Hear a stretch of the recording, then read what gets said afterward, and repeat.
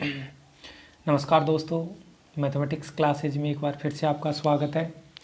तो दोस्तों, last lecture के अंदर अपन ने एक थ्योरम देखी थी, सब ग्रुप के बारे में बात की थी। सब ग्रुप क्या होता है, सब ग्रुप के एग्जांपल्स के बारे में अपन ने डिस्कस किया था।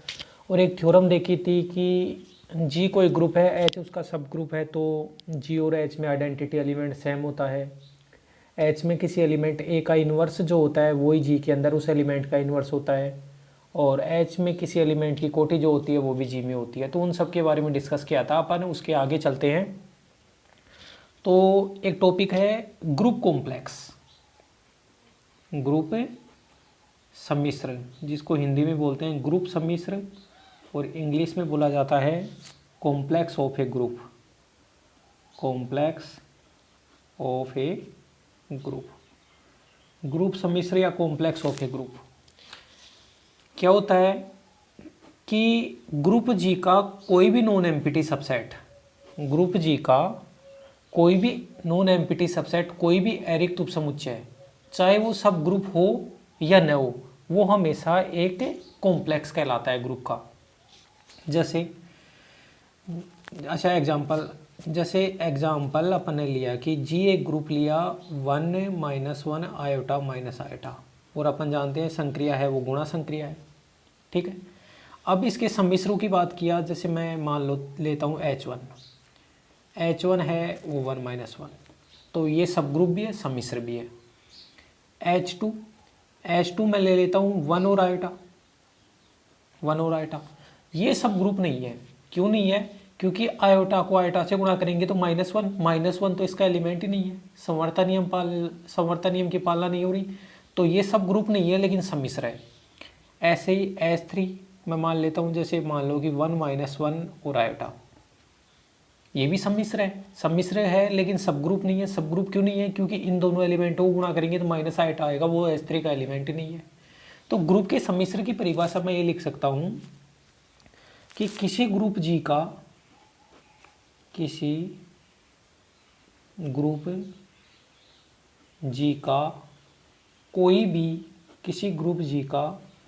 कोई भी एरिक्त उपसमुच्चय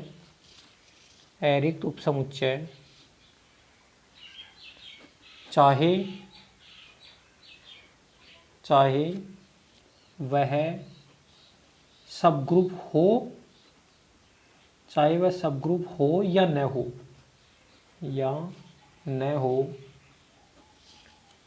ग्रुप जी का क्या कहलाता है? सम्मिश्र कहलाता है। ग्रुप जी का सम्मिश्र कहलाता है। कोई भी ग्रुप जी है, उसका कोई भी नॉन एम्प्टी सबसेट, अब वो नॉन एम्प्टी सबसेट चाहे सब ग्रुप हो या न हो, वो क्या कहलाता है? सम्मिश्र कहलाता है। जैसे जी के अंदर H1 H2 H3 की बात कर लिया, ये सब ग्रुप है, सम्मिश्र भी है। ये सब ग्रुप नहीं है लेकिन सम्मिश्र है, ये भी सब ग्रुप नहीं है लेकिन सम्मिश्र है। तो सम्मिश्र सब ग्रुप हो भी सकता है या नहीं भी हो सकता है, ये ध्यान रखना है अपने को। और कोई भी नॉन एम्प्टी सबसेट बना लो, जैसे H4 मैं केवल यही बना लेता हूँ 1, जैसे H4 में केवल 1 बना लेता हूँ, तो ये तो सब ग्रुप भी हो गया, आइडेंटिटी वाला सब ग्रुप, जिसको अपन ने पढ़ा था कि प्रॉपर सब ग्रुप है, इम्प्रॉपर सब ग्रुप है। अच्छा, ये सब ग्रुप भी है, सम्मिश्र भी है। तो सब ग्रुप तो हमेशा सम्मिश्र होता है। मैं ऐसे बोल सकता हूँ, सब group imply complex of A group, कि सब ग्रुप होता है वो तो सम्मिश्र होता है हमेशा, लेकिन सम्मिश्र का सब ग्रुप होना जरूरी नहीं। जैसे H2 सम्मिश्र है, H3 सम्मिश्र है, सब ग्रुप नहीं है। H1 सब ग्रुप है, सम्मिश्र भी है। H4 सब ग्रुप है, सम्मिश्र भी है। तो सब ग्रुप इंप्लाई करता है कॉम्प्लेक्स ऑफ ए ग्रुप को। लेकिन देखो, तीर का चिन्ह इधर नहीं है, इसका मतलब ये होगा तो ये होगा, लेकिन ये होगा तो ये होना जरूरी नहीं है। ठीक है दोस्तों। अब देखो, यदि H व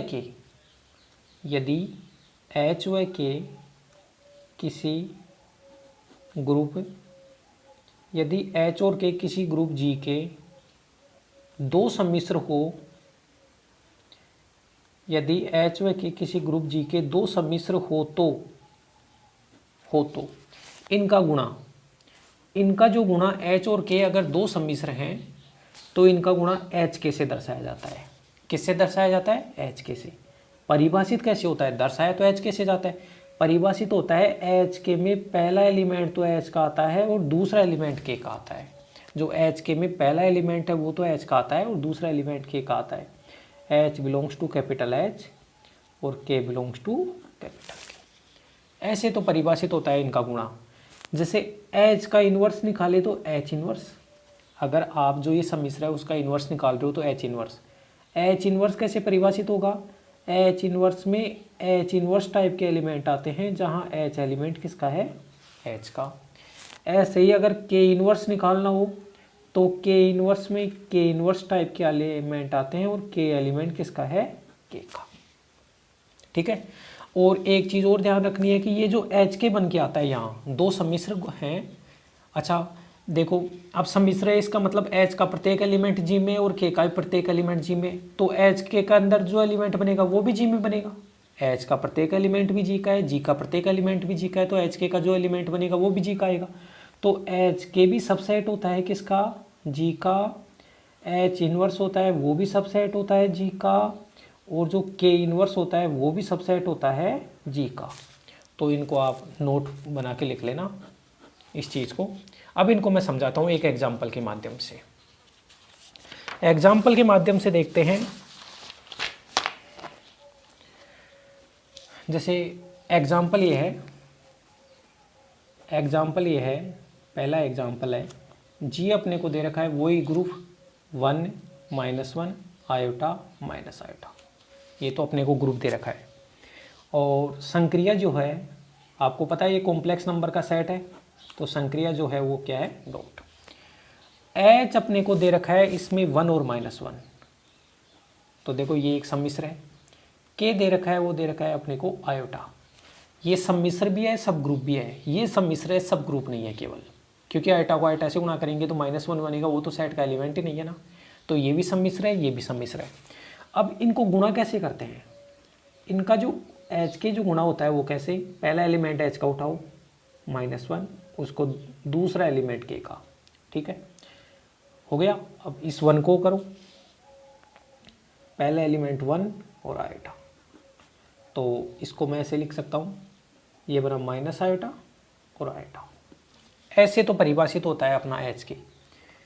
H इन्वर्स परिभाषित होता है वो कैसे होता है? देखो H के एलिमेंटों को देखो -1 और 1 है, तो अपन लिखेंगे -1 का इन्वर्स और 1 का इन्वर्स, ठीक है। अब -1 का इन्वर्स क्या होता है? इसको 1/-1 और इसको 1/1, तो ये बन गया -1 और 1, इन्वर्स भी सेम आ गया।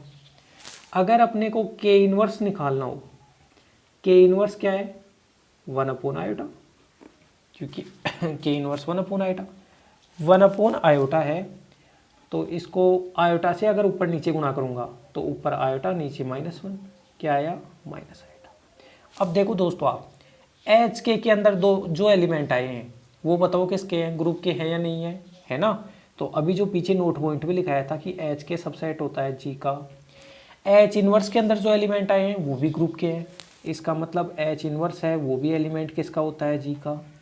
K इन्वर्स के अंदर जो एलिमेंट आए हैं वो भी ग्रुप के हैं, इसका मतलब K इन्वर्स भी किसका सबसेट होता है? G का। एक एग्जाम्पल तो ये है। ऐसे ही दूसरा एग्जाम्पल, एग्जाम्पल नंबर 2। जैसे मान लो कि ग्रुप तो मैं ले रहा हूँ Z प्लस, अपना जो इंटीजर्स का सेट है वो प्लस संक्रिया के लिए ग्रुप बनाता है। इसके दो सम्मिश्र मान लेता हूँ, ये है -3 7, कुछ भी ले सकते हैं क्योंकि सम्मिश्र का सब ग्रुप होना तो ज़रूरी नहीं है ना। और K मान लो ये है 2 और 6, ठीक है। अब देखो HK कैसे गुणा करते हैं? H और K को अगर आप गुणा करोगे तो जो HK होगा, HK जो बनेगा उसमें पहला एलिमेंट तो H का और बीच में ये संक्रिया प्लस दूसरा एलिमेंट K का, ठीक है। अब पहला एलिमेंट H का प्लस दूसरा एलिमेंट K का, अब पहला एलिमेंट H का दूसरा एलिमेंट K का, ठीक है।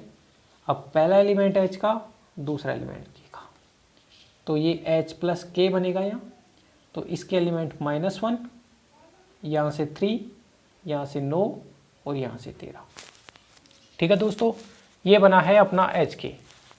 अब बात करें जैसे H इन्वर्स की, तो जो H इन्वर्स बनेगा, H इन्वर्स जो बनेगा वो उसमें H इन्वर्स के अंदर जो एलिमेंट बनेंगे वो ऐसे देखो। अब इन्वर्स का मतलब है प्लस संक्रिया, और प्लस संक्रिया में इन्वर्स का मतलब होता है नेगेटिव, तो नेगेटिव लगा लो आप। अगर गुणा होता तो वह, जैसे अभी ऊपर गुणा था, संक्रिया गुणा थी, तो इन्वर्स का मतलब 1/, होता है, और अगर संक्रिया प्लस है तो इन्वर्स का मतलब नेगेटिव होता है। तो पहला एलिमेंट तो -3 और दूसरा एलिमेंट 7। तो क्या बन के आया ये बन के आया 3, -7। अगर आपको के इन्वर्स पूछे, इसका मतलब के जो एलिमेंट है उनके नेगेटिव लगा दो, तो -2 और -6। ऐसे प्लस संक्रिया के लिए H प्लस के H इन्वर्स के इन्वर्स निकाला जाता है, और पहले एग्जाम्पल से मैंने गुणा संक्रिया के लिए बताया है।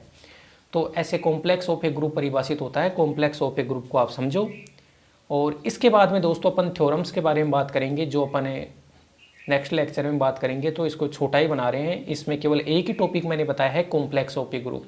तो परिभाषा बताइए और इसके बारे में समझाया है, इसको आप देखना और ध्यान से समझते हुए इसको करना।